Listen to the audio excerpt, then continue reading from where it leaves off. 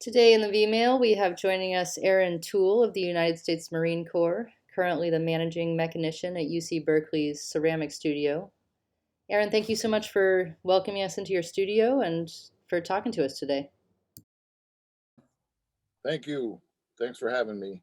Of course. It's a delight to be in your studio. I wonder if we can begin by asking you a little bit about your experience in the Marine Corps. And the first question I have for you is, why did you choose to serve? Yeah, well, I mean, you're asking that question 31 years after, or 32 maybe, after I made the decision. So whatever I say is going to be half made up. So, but yeah, my grandfather was in the Marine Corps in World War II. My dad was in the Army in Vietnam, and they were men that I respected. And I wanted to be a man, you know. I thought I wanted to be a cop back then, and LAPD, you had to be 21 to be a cop. So I thought I'd join the Marine Corps. It was glasnost, New World Order. There wasn't anything obvious on the horizon. So I joined military police. So something like a commitment to tradition as well as an opportunity. Sure. I mean, and looking back on it, like I thought I was a sheltered little kid, but I grew up in sunny South Central, and, I saw gang shootings and people flopping around the ground in Los Angeles. But anyway, but yeah, I don't know, and I mean, I actually feel kind of bad now because, I didn't know what I was signing up for. Both my father and my grandfather were combat vets, and they knew what I was signing up for. So they were way more stressed out about it than I was. I joined, I flunked fourth grade, so I was 18. My senior year of high school, I joined the Marine Corps. I went back to South Dakota to visit my grandfather. We're going horseback riding. It's just me and him in the truck, horses in the back of the trailer. I said, "Granddad, I joined the Marine Corps." Kodak moment. And he started laughing, and he said, "They're going to take your soul." Like, totally crushed my little Kodak moment there, but he said, "You'll never be a civilian again." So he was super stressed out. My dad was super stressed out, but. And was he right about that? Have you never been a civilian again? Yeah, that's true. The soul, I don't know. I think I still got a soul, but it's definitely been tampered with. I think I'm not, things are a little darker than they used to be. And what this transitions a bit into my next question, which and I'm thinking of it in terms of your own self-understanding of soul at this point. But in what way is that understanding connected to, and what do you think are the most important American ideals? In what way is that sense of soul connected to them, if at all? Yeah, I'm not sure. I mean, I think that's part of my problem with after getting, I joined, I was super optimistic about the United States, who the United States was, what we were going to do. I really, it was the end of the Cold War. I really thought that glasnost, New World Order, I believed all that stuff. And I really thought that this was the end. And our shady relationships with third world dictators, to stop communism. Now that communism failed, the Soviet Union failed, I thought oh, well, now we'll go back and renegotiate those relationships, and, the world will be a better place. But, instead we just let corporations run wild, and we kept all those relationships with weirdo third world countries and dictators. And, it just it wasn't that big a change that I had anticipated. And so that's been super sad and hard for me to, the gap between what I thought I was going to do and what I did was vast and painful. So, that's kind of part of the sting of the whole deal is, realizing that we're not always the good guys in every situation. And what would that mean? What kind of ideals would those good guys live through or manifest? I mean, I just think, peace and freedom and prosperity and, just all the,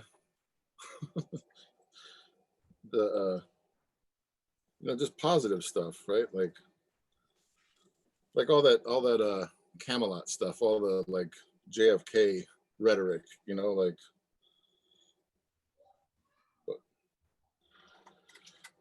but there ain't no money in that. So, I mean, that's what I think too. Like, you know, talking about the difference between military and civilian, and I can't really speak for military. Like, I met a guy who was in the Marine Corps and the Army, and he said the Marine Corps was like a family. You know, everybody looked out for everybody else. And he said the Army was like a bunch of drunk uncles. Like, they just hazed you, and you know, they didn't really have your back in the same way the Marine Corps did. But I say that, you know, that's been really difficult for me getting out, and finding that, like, it really is, there isn't, you know, any kind of like, you know, America's so divided right now. It's really kind of crushing and distressing to me. I mean, I thought, you know, I was an embassy guard in Rome, and it was stunning to me, right? Like, all roads lead to Rome, and all you got Italian restaurants, one McDonald's, and one Chinese restaurant. That's it. You know, coming from Los Angeles, where we got like Ethiopian, Korean, Japanese, and the people behind the counter are from that place. You know, it was really kind of shocking to see how homogenous Europe was. Like, I don't know. So I just, you know, I think of America as like this big, you know, we got somebody from everywhere. Like, there's no country in the world we can invade where we don't have locals from that country. And, you know, I mean, huge Vietnamese communities, huge Korean communities, places we've had wars at, you know, then they come here. And I think that makes it a better place. I think it makes it way more interesting and vibrant and exciting. And, but it seems like that's less appreciated these days, that we're getting more and more tribal, and it's so many of the decisions, you know, individually and government, whatever, it's just money. You know, it's not what's best. You know, when diet and exercise aren't enough, and diet and exercise are always enough, but there ain't no money in you being healthy. You know, like, there's no money in cures, there's money in treatment. So we could do all these other things, but, you know, we don't want to destroy the economy. So so we don't tax sugar. We don't, you know, we subsidize sugar. We subsidize things that are killing us, oil, and, you know, because the economy. I mean, even in the COVID thing, you know, they're talking about shopping like it's Marines storming the beach, you know, that it's necessary for our way of life, that you go and risk your life at the mall. It's like, that's kind of disappointing to me. So it sounds to me like you've got tradition and a strong sense of community and a youthful idealism when it comes to freedom and the sort of JFK new frontiers of equal rights and justice for all that was maybe at this point feels a little naive. Well, and that's the joke. I mean, like, I'm 50-year-old combat vet, and I know I'm naive just because I'm so freaking disappointed all the time. Like, we got these opportunities, and, you know, we take the wrong path so often. And I wouldn't be that disappointed if I was really jaded, you know. But I am really sad, you know. Like, yeah. And you hold to those ideals. How do those ideals for a better future and America's better role in it, how do those play into your own art, which we're delighting in watching you create right now? Yeah, you know, I mean, I've kind of given up on, right? Like I say, I just make cups, and people are like, no, they're more than just, but really they are just cups. And part of that is straight up a self-defense mechanism. You know, I joined the Marine Corps with all kind of good and noble intentions, and it didn't really work out that way. And it was really crushing, you know. So now I just say they're cups. I just make cups. And if they're anything more than that, that's, you know, icing on the cake. But they hold water, their food's safe, you know, I'm being productive, you know. And that's my hope with the cups is that, like, you know, I make the cup, I give it to you, you take it back to your life, and then somebody you already know, love, and trust, you know, sees the cup and has, where'd you get that cup? And they share a story of, you know, of their own. Like, all the images on the cups mean something to me, But I think what's more important is, people in your life and what they mean. So a lot of times it's refugees or, veterans, and, just a lot of the stuff, it's just stuff that doesn't come up in conversation, or it's really hard. But my son, when he was little, he said, "Dad, how come you were bad and now you're good?" I said, "What?" He said, "You were a soldier, right?" And I just started crying. I was like, "Let's go watch SpongeBob," because to be demonized or idolized for something you did or didn't do in a context you can never explain, it just feels easier not to talk about it, but that has a cost also. And, my grandfather and my father, they didn't talk about their wars until I came back from mine, and I was kind of pissed actually at my dad, like, dude, why didn't you tell me? Like, but now, then my son asked me that question. I was like, oh, I get it, because the scene, like most people, I could care less what they think about me, right? Like, I want dogs to like me, but people, I can take them or leave them. But to see that look in their eye of fear or admiration, even, like talking about war, it's really rough. So,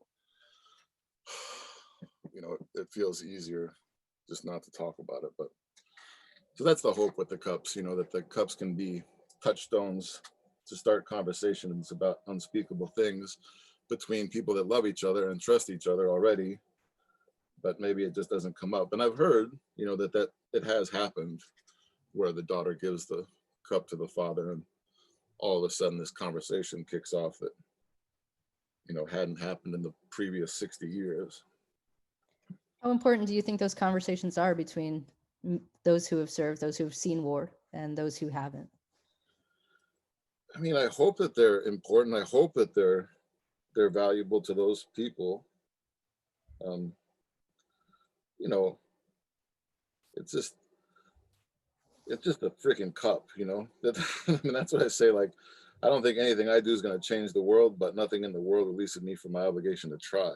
And cups are a pretty damn impotent little gesture in the face of genocide and global pandemics and, all that. But it's what I got. And, I found, like, it's really hard.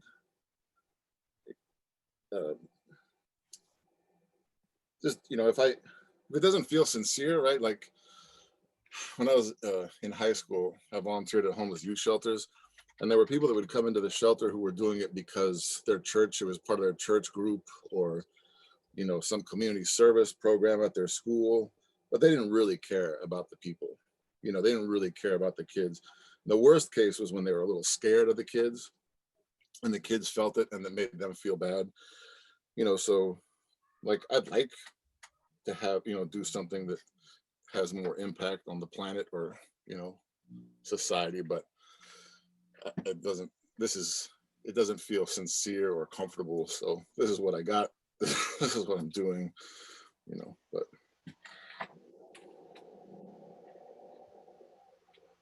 I have an idea that I've come up with and floated to some students. So some students watching this will have heard this, that it's a little bit of a math equation, and I'm not a math person, so roll with me, but that moral integrity equals self-reflection plus situational awareness. oh, Whoa, you like that? I got to get a piece of paper. Moral integrity equals self-reflection plus situational awareness. And I wonder if something of the role of conversations between civilian and military cultures, if something of the role of art in and out of the military experience, just in general, if part of that might be to help us with both self-reflection and situational awareness. Yeah, maybe. I mean, it's a weird thing, right? Like, a lot of the stamps that I make, they're from toys, right? When I came back, I'm pointing, well, you can't see it, but when I came back from the 91 Gulf War at Toys R Us, they had a gas mask, the gas mask that I wore during the war, right? And you wear a gas mask because you're worried about mustard gas, which is a blister agent. You breathe it in, blisters form in your lungs, the blisters pop, and you drown. It's a nasty thing. But the the package said for children ages 6 and up. And I'm like, so how do you explain to a 7-year-old You know, are you going to tell them about mustard gas or nerve gas? Like, it's just such a weird. Or, you know, coming back and there was Desert Storm, the video game. There was there was some, you know, movies.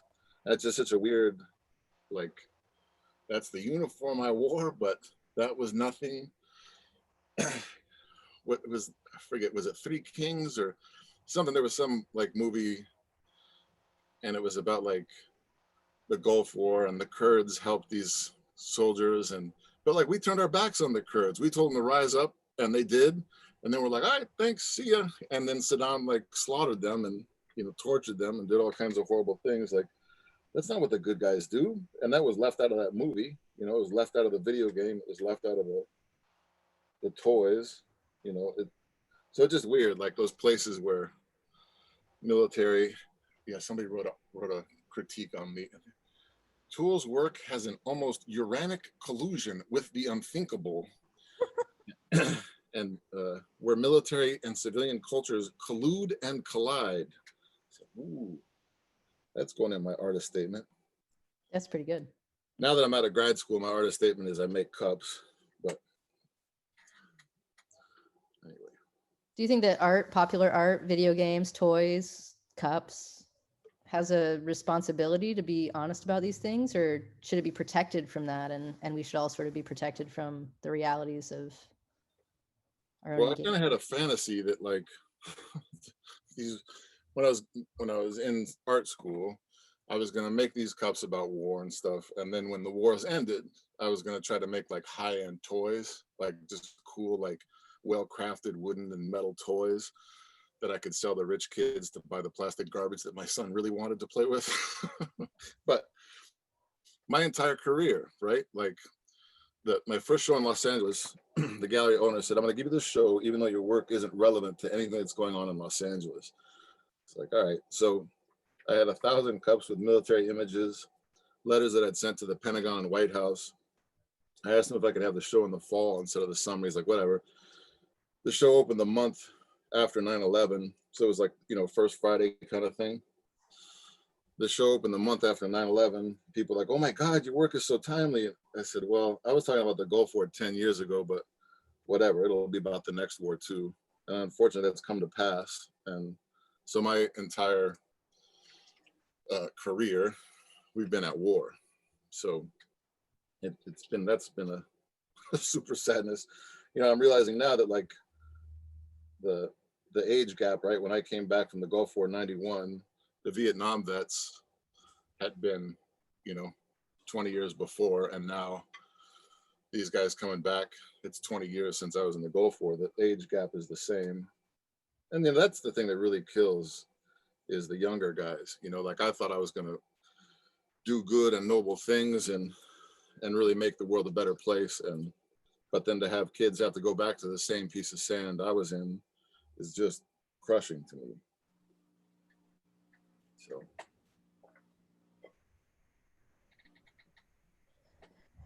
Do you think that there's that the sense of America's purpose or meaning or value or ideals is understood differently by military and civilian cultures? sure. I mean, I'm not sure that it's hard for me to say that we have like a cohesive kind of scene anymore. Like everything seems so fractured and weird. Like,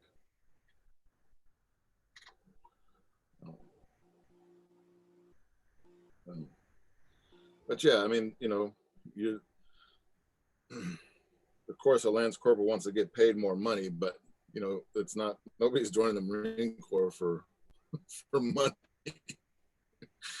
I mean, I guess money for college, but you join the Air Force for that stuff. You don't join the Marine Corps for money for college. Do you think you believed in American ideals or some sense of that national purpose more when you were in the service, when you were active in the Corps? Well, I mean, I was born in Charleston, South Carolina. My father was, you know, raised in Charleston, South Carolina.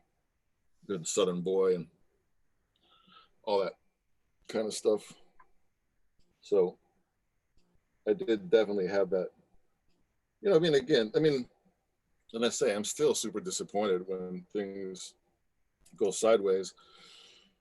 and we do bad things around the world, or just whatever, just in the States, even like just the corporate thing is really just that everything is subject to money, right? Like I joined the Marine, after the Marine Corps, I wanted to do something that was, good and noble and above crass commercial garbage. But it turns out there's nothing in our culture that's above crass commercial garbage. Not medicine, not science, not religion. It's all subject to money, and it's all, I think that twists it all in a unfortunate way.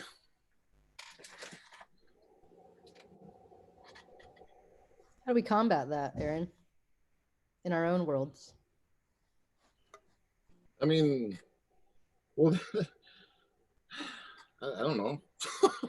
I just make cups, but I mean that's and I guess that's the deal too with like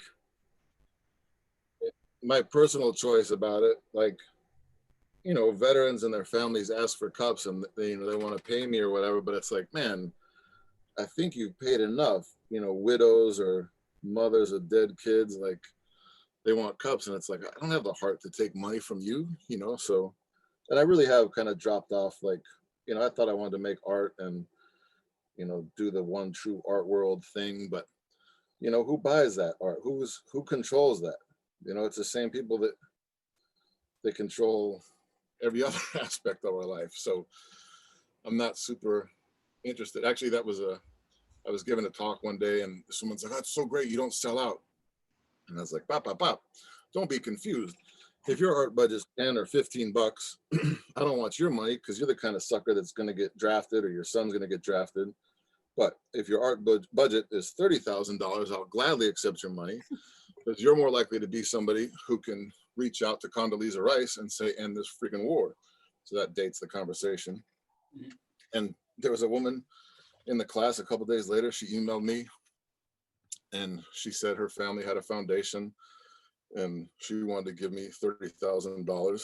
And P.S. my father does know Condoleezza Rice. Like, so whatever. So I mean, so now I'm down here with the little people making cups, and I'm okay with that. The one true art world is, oh, it's craft or whatever. It's not big A art. So c'est la guerre, c'est la peste, c'est la vie. I'm not gonna wrestle with them. It's just I like the people I'm hanging out with, and that's the biggest deal to me is like other artists that I respect, their respect back to me, like Richard Notkin and Roberto Lugo, and Richard Notkin's been doing it forever. Do you maintain relationships with other veterans? Yeah, I mean, a lot of the, because I was military police, so a lot of the guys I was in with, they got out and became cops, and our politics have diverged pretty dramatically, and so some of that's hard for me. Like whatever, talking about defunding the police, it's like, buddy, you didn't join the police to be a counselor. You didn't, join the police to be a real estate agent. You didn't join the police to be, to help people get jobs. But all those things, the lack of those things make your job much harder, right? And if you want to pull this law and order stuff, right? Like law and order is not the same as peace and justice. So if you're gonna go law and order on everybody, then you got to start, get ready for body armor and tanks, because you're just keeping the lid on things, right? You're the thin blue line between the rich and the poor. You're not, you're not part of the community. You're the enforcer, and so that's going to make your life hard, in my opinion. That seems, the way it is. So I mean, that's part of the reason I didn't become a cop was that like I just didn't, we don't think anything about spending 50 grand to keep somebody in a cage, 50 grand a year to keep somebody in a cage, but then like $30,000 to send somebody to school, which has a return on the investment. That's crazy talk. That's socialism and communism, like whatever. It's super frustrating. And then that's the deal too, I think, with the cups. Or what I'm trying to do is similar to the time in the Marines, right? The Marine Corps mission, the Marine Corps Rifle Squad, locate, close with, and destroy the enemy by fire and maneuver, and then defense by fire and close combat. So I still want to locate, close with, and destroy the enemy, but through education and empathy, and destroy your enemy by making him your friend, not right. To protect your community by expanding it. So the goal is still similar, just the tools. And that's the thing too. Like what a heartbreaking scene that must be, right? Like guys that do 20 years and they've been leaders, they've mentored other Marines and helped them, and then they come back. They come back and the cops treat them just like they've been selling drugs for 20 years, or they don't have any. There's no way for the cops to know that they were in the Marine Corps, or the children, of veterans and Black or whatever, that how they get treated. It's just such a it's not the same for everybody. It's not. It's anyway. It's a super sadness. It was really a question of perspective, like which lens are you adopting right now? Which community are you within? And it sounds, Ehren, like what you're saying is it's difficult to pin that. It's difficult to figure that out when the communities themselves dissolve a little bit around the margins when you come back, and tend to be defined by other things that aren't military or. Yeah, I mean, I was talking to a guy. He did 20 years in the Marine Corps, was a drill instructor. He says he experiences more racism in a week in Ohio than he did in 20 years in the Marine Corps. That's a rough statement, and whatever. And people too, like they're talking like, how'd you go from the Marine Corps to UC Berkeley? I'm like, I know, right? I was part of this loving organization, No Man Left Behind, and now I'm part of this fascist, backstabbing academic cluster. It's been really difficult. And well, what? But it's true, like, in the Marine Corps, somebody's going to die if you're not doing your job. Somebody's going to die if you can't work together with these other people. In academia, there's no, it's just ego and whatever, garbage. So. What do you think about the anti-war movement, or wait, I'm sorry, lack thereof? Do you think that do you think that that's a vibrant voice within a national community that's at war for uninterrupted decades, or does that speak to a national consensus that agrees with war, that prefers to just not think about it? I think it's not my, they don't care, right? I mean, it's whatever. Trump didn't feel the need to serve. Cheney didn't feel the need to serve. Like, but now that it's their investment, the war is necessary and we must, or Western civilization will collapse.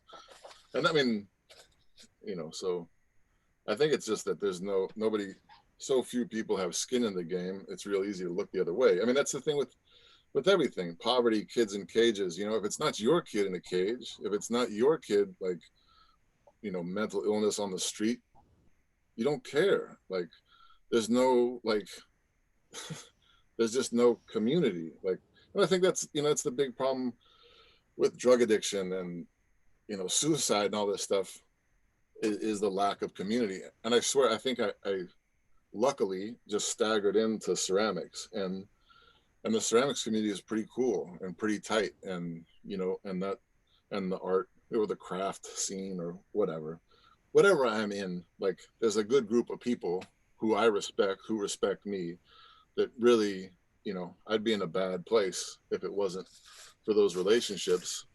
And and even just feeling like you're doing something that's worthwhile, like a lot of times when I'm sitting alone in the basement here, I'm like, what am I doing? Like, I should do something. This is just craziness.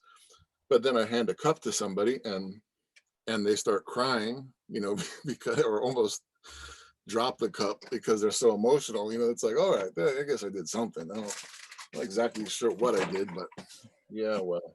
Do you think it's possible, Ehren, to, we talk about, so this one thing that I talk about with my students, and that this is happening within the context of, is something we call American civil religion, which suggests that there's a unified vision of meaning, value, and purpose, that there's a unified sense of community. Do you think America have we ever been there? Can we get there? Is that Is that something that a nation might aspire to? Is there anything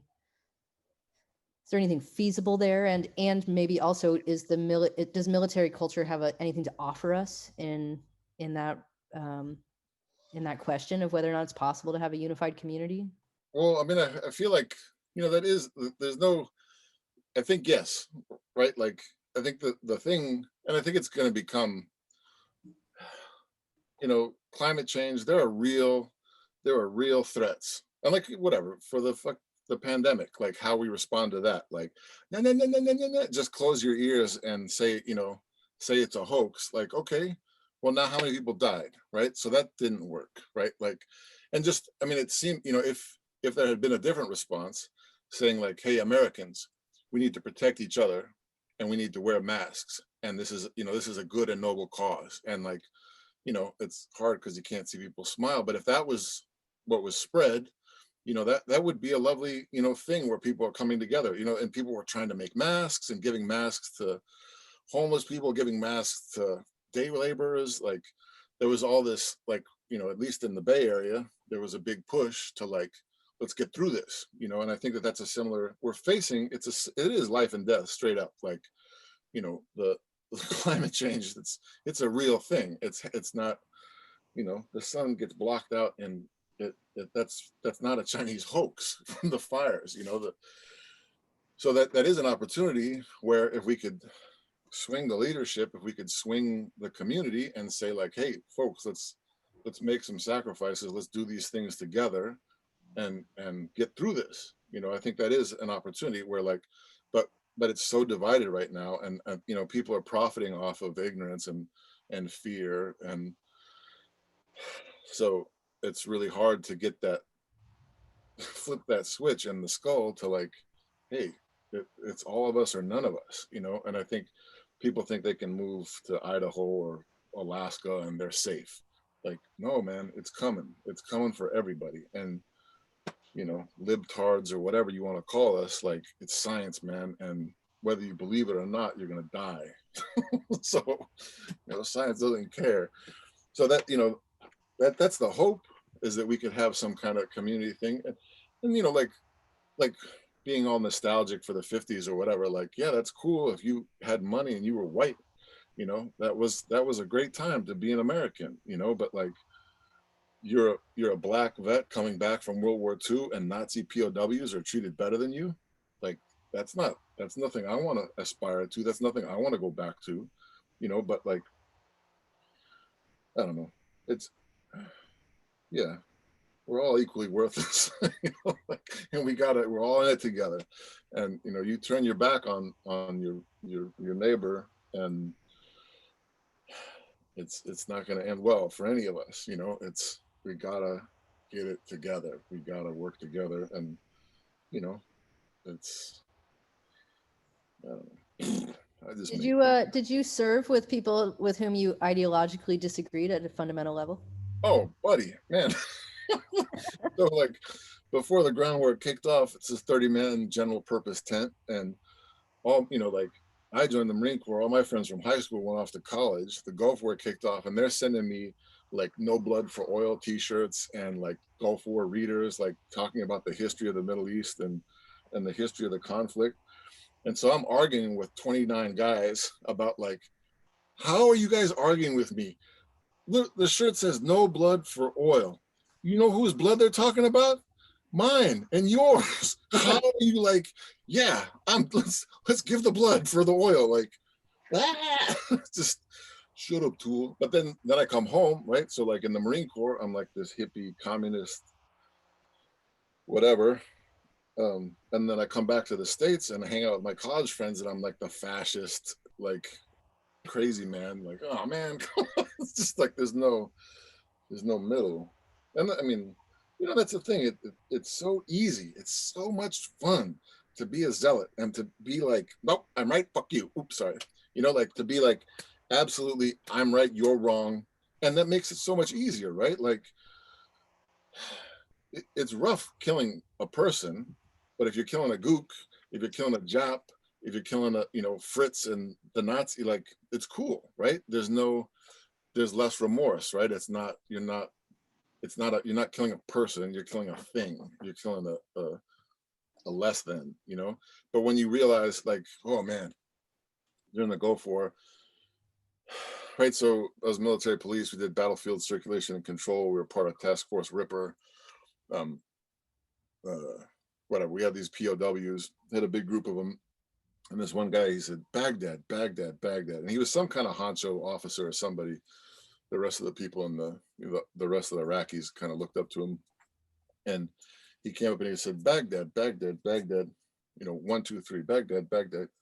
Oh, my dog came. You see Smedley? What's up, Smedley? Oh, hi, Smedley. Hey, boy. Anyway, yeah. So 1, 2, 3, Baghdad, Baghdad, Baghdad, Baghdad, Baghdad, Baghdad. I was talking to the other Marine. I was like, "What is he talking about? What's he want?" It's like, "Oh, he's got 3 kids." And I said it out loud. And the Marine next to me said, "Hiroshima, Nagasaki, Hiroshima, Nagasaki, all gone. Hiroshima, Nagasaki." And that guy fell like we shot him. He just, like his spine, like he just, all the bones in his body just fell out of him. He just crumpled on the ground and started sobbing. I was like, "Dick, like, we don't know what happened. Like, maybe we had nuked Baghdad, but I had no idea." And that guy just like sobbing. He didn't care about anything. He was worried about his 3 kids in Baghdad, you know, and that really like undermined all the rhetoric of they hate freedom, they hate America. You know, it was just like he's just worried about his kids, man. Like, so that stuck with me. And you know, I wish it was true. I wish evil existed in somebody else and we could just go and kill it and be done, and then everything would be fine.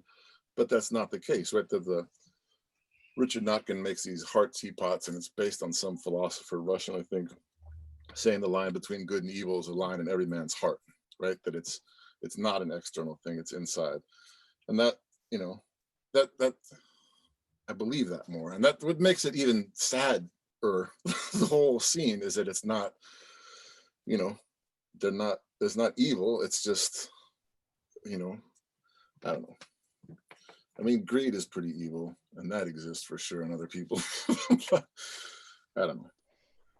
Did your ideological disagreement and the argumentative banter with which you engaged with your fellow Marines get in the way of you working towards shared goals? No, No. no, because I mean, whatever. All my yappity yap about hippy dippy or whatever. Um, no, I mean, because whatever, in the barracks and garrison, you can talk all kinds of crap, but like, you know, when rounds are going down range, like conversation is over now, and now it's training and muscle memory, and you're just in it, and there's no, so whatever thoughts you have about why you're doing what you're doing or whatever, when you get that adrenaline dump, it's like, oh, here we go. Like there's no, conversation's over, and it's just, you know, and like whatever, like, okay, that guy was worried about his kids in Baghdad, but if he's a threat to my buddies, sorry guy, you gotta go. Like, I wish it was different, but bye bye. You know, like, so, and that, I mean, that's the thing too. I think like with the Marine Corps birthday being just yesterday, like, or day before, I think it becomes really obvious, like the Marines are as lethal as they are, not because they hate the enemy so much, but because they love each other.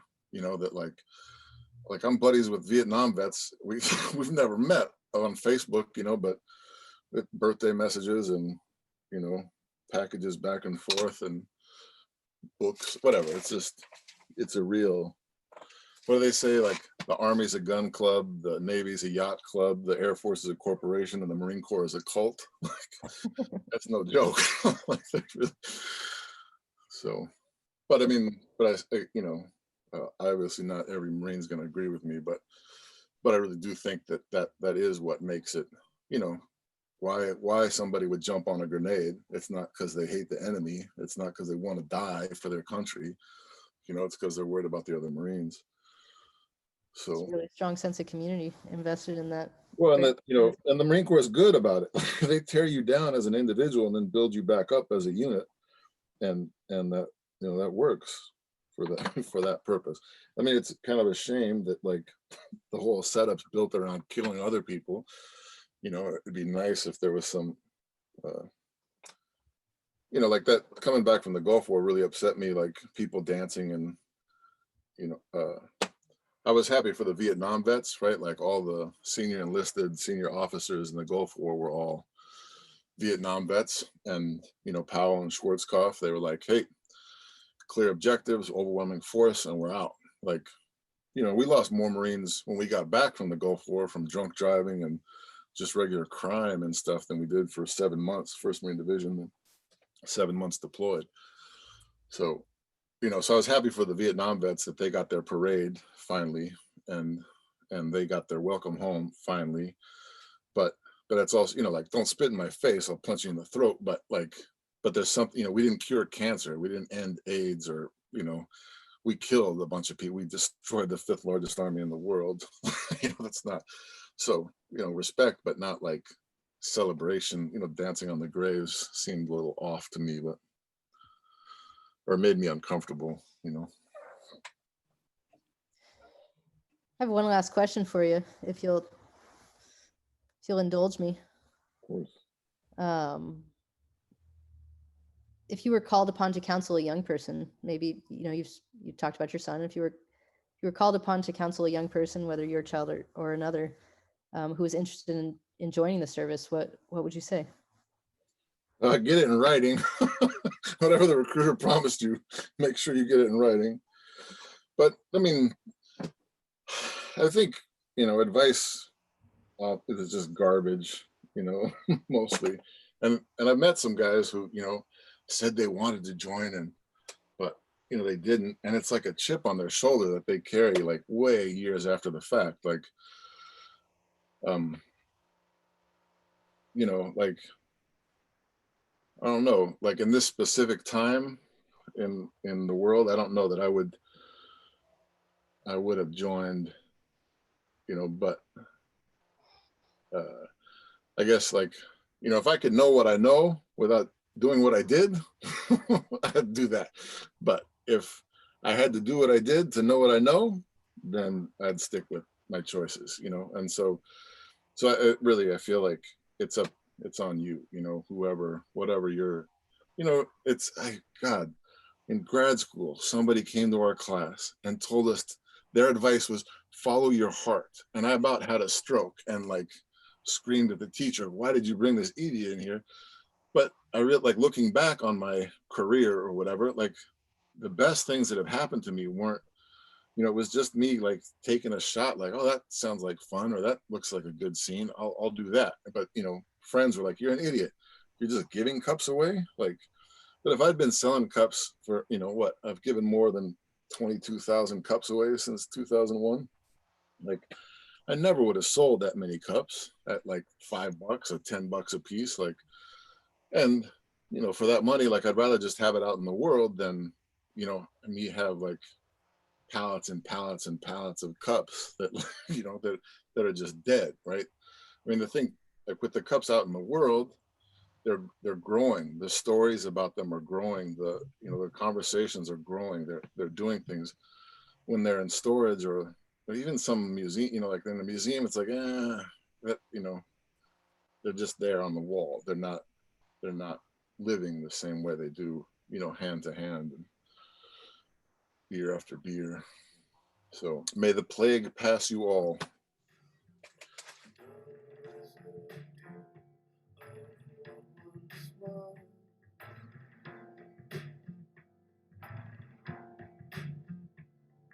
Shadow cloud of swirling dove,